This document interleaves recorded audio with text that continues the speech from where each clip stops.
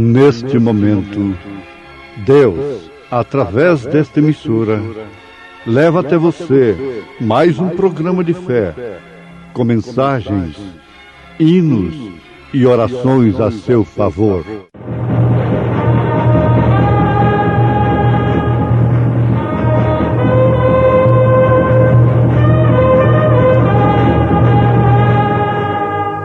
Fé para vencer. Somente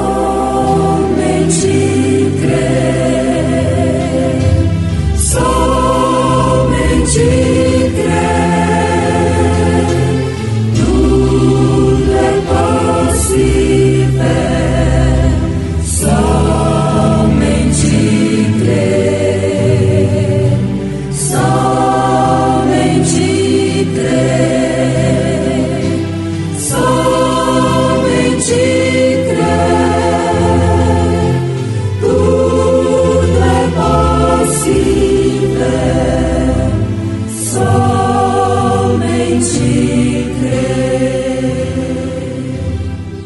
Então Elias, o tisbita, dos moradores de Gileade, disse a Acabe: Vive o Senhor, Deus de Israel, perante cuja face estou, que nestes anos nem orvalho nem chuva haverá, senão segundo a minha palavra. Veio Jesus a este mundo, viu, para buscar-te a ti. Foi rejeitado por gente hostil, para salvar-te a ti. Glórias ali no céu deixou, ingratidão no mundo achou. Tudo ele fez porque te amou, para salvar-te a ti. Glória, glória, demos ao Salvador. Glória, glória, por seu tão grande amor. Glória, glória, temos a paz com Deus. Glória, glória, vamos cantar nos céus. O teu castigo Jesus levou, para salvar-te a ti. Tudo na cruz ele consumou, para remir-te a ti. Quem dentre os homens compreendeu todas as dores que sofreu, a condição em que morreu, para salvar-te a ti. Glória, glória, demos ao Salvador. Glória, glória, por seu tão grande amor. Glória, glória, temos a paz com Deus. Glória, glória, vamos cantar nos céus. Tudo isto Deus fez em teu favor, para salvar-te a ti. Chama-te agora com terno amor, para perdoar-te a ti. Deves chegar em contrição, tendo certeza do perdão. Cristo te estende a sua mão, para salvar-te a ti. Glória, glória, demos ao Salvador. Glória, glória, por seu tão grande amor. Glória, glória, temos a paz com Deus. Glória, glória, vamos cantar nos céus.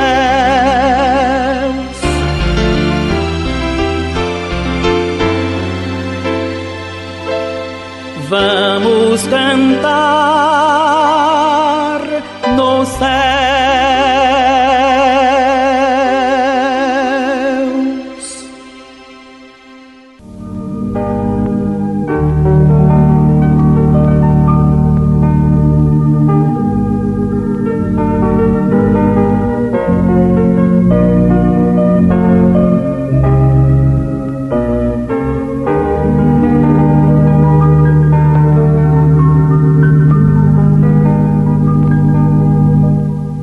No primeiro livro de Reis, capítulo 17, nós encontramos o profeta Elias indo à casa do rei Acabe para predizer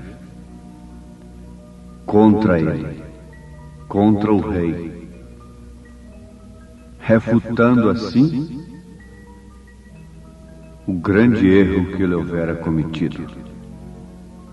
O único que poderia fazer tal refutação era um profeta de Deus. Os demais estavam ali somente para concordarem com o rei, porquanto eles eram falsos profetas. Mas Elias prediz contra Acabe e logo é sustentado pelos corvos. Se vocês querem conhecer detalhadamente o fato, leiam na Bíblia Sagrada, 1 Reis, capítulo 17. Logo depois, ele é enviado à viúva de Zarefate.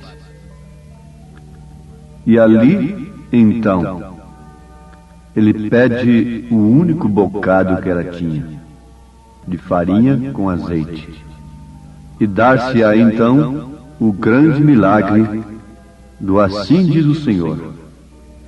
A farinha da panela não se acabou, e o azeite da botija não faltou nunca mais, até que veio chuva sobre a terra. Então quer dizer que estava seco? Não havia chuva? Sim, por 3 anos e meio. Não houve chuva sobre a terra, segundo a palavra do profeta de Deus. Mas que homem malvado chamar uma seca sobre a terra, e ainda podemos chamá-lo de homem de Deus? Sim. O profeta de Deus não vem para acoitar o pecado. A sua palavra, quando crida, é misericórdia, é graça, e quando rejeitada, é juízo. O juízo está sobre toda a terra. Todos os homens que rejeitam a palavra do profeta de Deus. Não adiantava fazer procissões, carregar botijinhas d'água, molharem pés de cruzes, não adiantava nenhuma feitiçaria, nenhuma simpatia, nem coisa alguma. A seca, o juízo fora chamado pela palavra de Deus na boca do seu profeta. E aquilo naturalmente era um juízo, não resta dúvida. Naquela manhã, naturalmente, era uma manhã muito terrível. Estava tão quente e poeirenta, e as pessoas estavam na rua passando fome, e a terra estava tão quente como que para ser queimada. Tudo isto, por quê? Qual seria a causa? Chamemos cientistas. Vamos ver homens que estudam a terra, as nuvens, Chamam lá os técnicos para explicarem por que não está chovendo. Tudo isto era o reflexo de seus pecados e de sua decadência moral. Fiquem sabendo, ó povos, ó homens e mulheres, que o reflexo de seus pecados e de sua decadência moral será juízo, um peso de expectação, de juízo. Uma consequência terrível virá sobre este povo, que tem rejeitado a palavra do profeta de Deus e crido em fábulas teológicas, crido em falsos profetas, crido em evangelho roto, que não passa de um sal insípido. Tomem cuidado. Abram bem os seus ouvidos. Tudo aquilo que estava acontecendo na terra no dia de Elias era um reflexo do pecado de suas mulheres, de seus homens. Era um reflexo de sua decadência moral. Acabe estava reinando sobre Israel e ele era o mais perverso de todos os reis de Israel, segundo as Escrituras.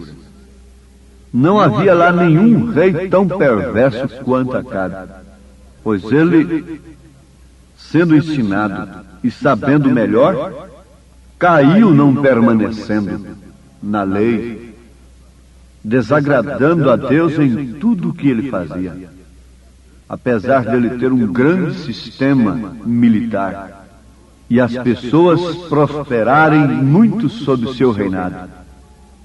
Porém, de todas as formas, notem isto: o homem não pode ir muito longe se está desagradando a Deus. E então, deve-se destacar nesse instante um passo infeliz de Acabe. Foi o seu casamento. Ao invés de casar-se com uma mulher de seu próprio povo, ele saiu e casou-se com uma pecadora, uma idólatra, adoradora de ídolos.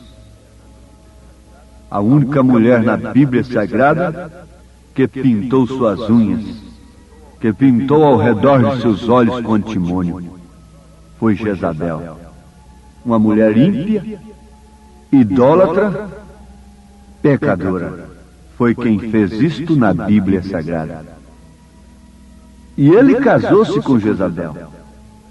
E ela não era uma crente. E ela entrou pela janela em Israel. Ela não entrou pelo canal certo. Agora notemos que nenhum crente nunca deve se casar com uma descrente. Isto sob circunstância alguma, se é que ele é um verdadeiro crente. Deve sempre casar-se com um crente, luz com luz, trevas com trevas. Mas Acabe fez esta coisa maligna. E sem dúvida, Jezabel era uma mulher muito bonita.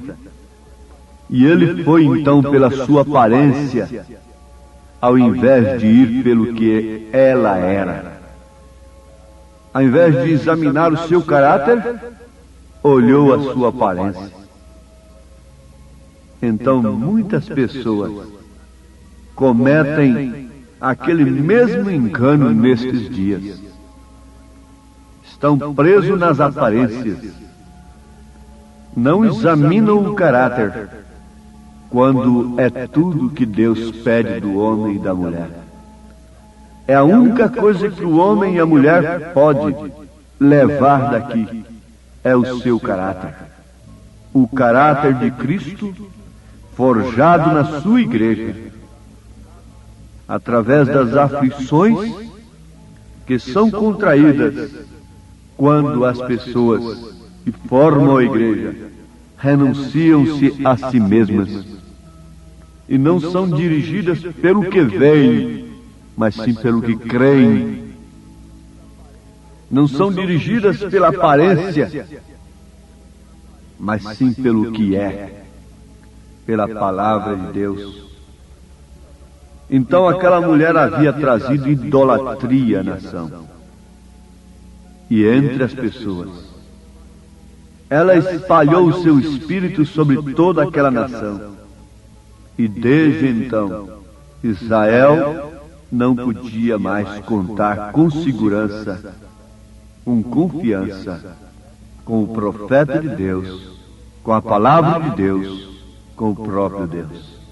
Agora, as pessoas, os sacerdotes, seus ministros, sentiram-se vitimados por esta grande demanda popular. Isso é a própria imagem do que vemos hoje. Temos caído sob uma demanda popular. Não há dúvidas que os sacerdotes pensaram que estaria certo, contanto que seu governo, o governo de Acabe, aprovasse aquilo. Mas ao profeta de Deus não interessava coisa alguma. Ao profeta de Deus não estava interessando o que Acabe aprovasse, o que o rei aprovasse. Ao profeta de Deus estava interessando exclusivamente ao que Deus aprovasse. Se hoje temos um profeta de Deus, ele diz a mesma coisa. Ele se firma na mesma coisa. Não importa o que os homens aprovem, importa o que Deus aprova. Não importa o que os homens aceitam, importa antes de tudo ao que Deus aceita. E o povo pensava que estaria tudo certo se eles participassem de algumas de suas coisas mundanas. E lá então estava misturada a religião com a política. Vejam só, não lhes faltou ministros, não lhes faltou sacerdotes que, uma vez pervertidos e enganados, estariam ali dizendo somente boas coisas para Acabe e Jezabel. Logicamente, ambos não poderiam mesmo simpatizar-se com Elias, porque Elias falava justamente ao contrário dos demais. Eles estavam rodeando Acabe e Jezabel como verdadeiros palhaços, como verdadeiros fantoches, falando por si mesmos, dizendo que era o Senhor que houvera dito. Mas Deus não estava em nenhum deles, exceto em Elias. Se você pudesse hoje, meu ouvinte, descobrir em tempo com quem está Deus, onde está Deus. Deus sempre está em sua palavra, mas você poderia distinguir com discernimento do Espírito, pelas mensagens, pelas pregações que você ouve. Quem é que está falando como Elias falou naquele dia? Quem é que está importando, antes de tudo, da aprovação de Deus e não da aprovação dos homens?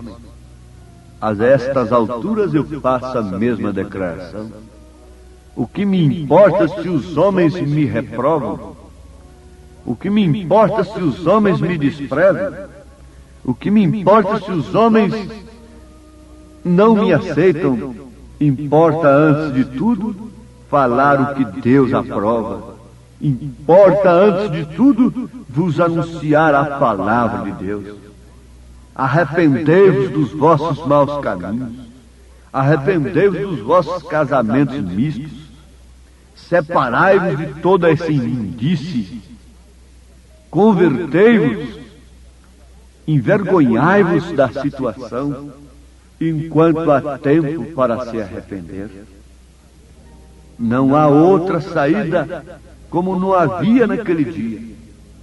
A única saída, a única solução, o único escape era crer no que Elias estava dizendo naquele instante e se arrepender, e se converter, então o próprio Elias intercederia por Acabe. Mas como se pode interceder por um rei corrompido como aquele, casado com Jezabel? Como se pode interceder se você abençoa uma coisa que está fora da palavra de Deus? Sob maldição, você cai em maldição também. Você não pode abençoar a quem está amaldiçoado. E como há tanta gente abençoando tudo e a todos nesses dias, chamando aos montões e só dando bênçãos, bênçãos, bênçãos. Mas a bênção de Deus não é como essa bênção dos homens. A bênção de Deus só desce sobre quem aquele abençoa. Ele tem misericórdia de quem ele tem misericórdia. A bênção de Deus não é de maneira alguma balinha e nem outras coisas presentes para as crianças e nem confetes que se pode jogar por cima do povo aí como brincadeira. A bênção de Deus tem o seu canal exclusivo pelo qual ele desce ao homem. É se o homem tem se arrependido e se convertido de seus pecados. Tem antes de tudo chorado suas misérias e convertido ao Senhor, seja ele grande ou pequeno, seja ele rei ou um soldado. Todos pecaram, todos estão na mesma situação, todos precisam se arrepender e se converterem de seus maus caminhos, de suas imundícies, para que então possam ser abençoados. Jamais ousaria dar a bênção para quem quer que seja. Se você tentar fazer isto, essa bênção é sua própria, embora esteja invocando o nome de Deus. Isso não passa de uma idolatria, isso não passa de uma feitiçaria, e por isso o mundo se afunda a cada instante nessa areia movediça. Quanto mais se esforça, mais se afunda. A decadência moral viaja como Apolo para baixo. E as coisas tornam-se naturais. O pecado tem sido naturalizado por esses ministros e sacerdotes corrompidos como daqueles dias de Acabe.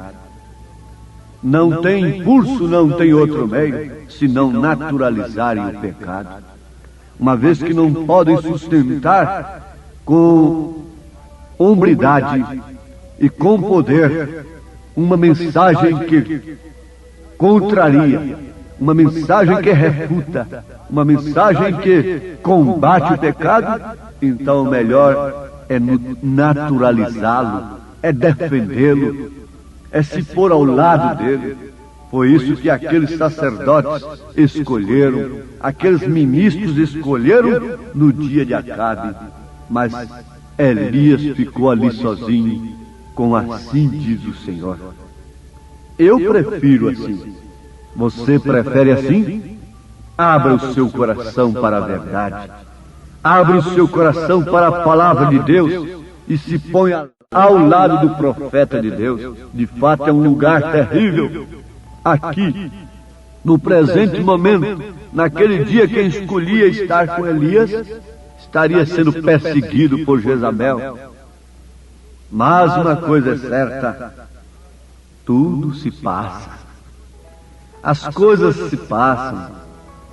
Chegará o tempo em que toda angústia, todo desprezo, toda aflição, o caminho estreito que você escolheu, por causa da verdade, por causa da palavra de Deus, se transformará em gozo eterno. Creia no Senhor Jesus Cristo, creia na sua palavra e esteja certo de Deus em sua vida. Amém.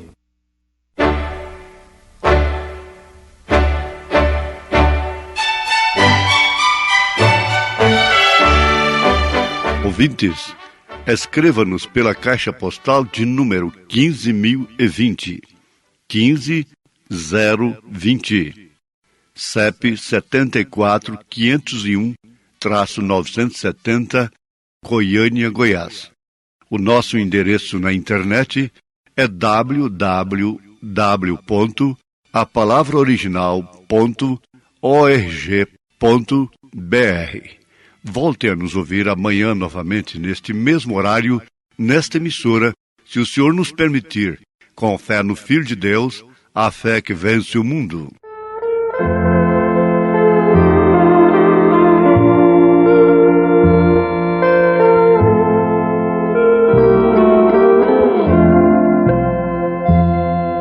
Meu caminho ponho em suas mãos, nelas deixo estar minha oração. Nestas santas mãos estão gravados meu nome e o teu, ó meu querido irmão. Meu nome está nas mãos de meu Jesus. Foi ali na cruz que o escreveu. Esquecer-me não será possível.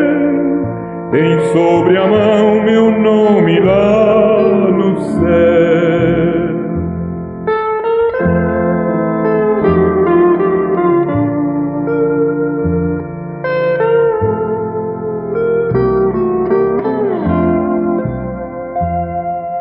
Sei que em sua mão leva o sinal que no próprio céu nos lembra o mar. Para sempre está meu pobre nome, gravado sim na mão de meu Jesus. Meu nome está nas mãos de meu Jesus. Foi ali na cruz que o escreveu. Esquecer-me não será possível. Tem sobre a mão meu nome lá no céu.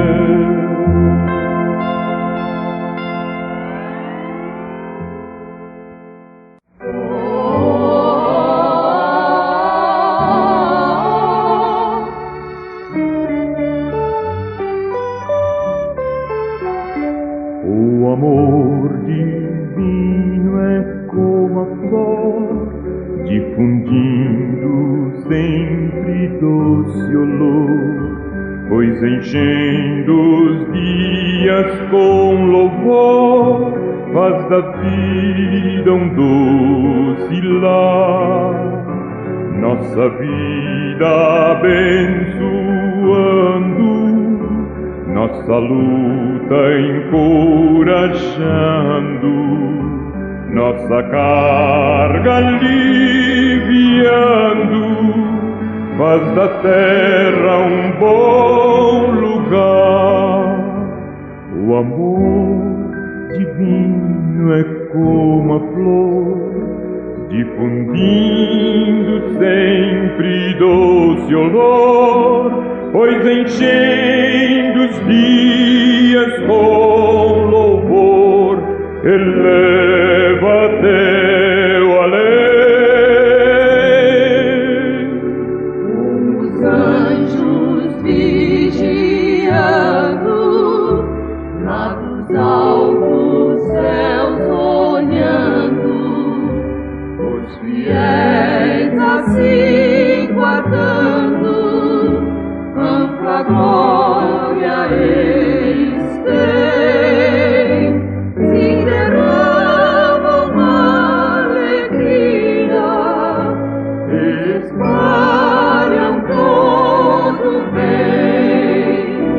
Seu amor é como a flor, faz da vida um doce lar. Seu amor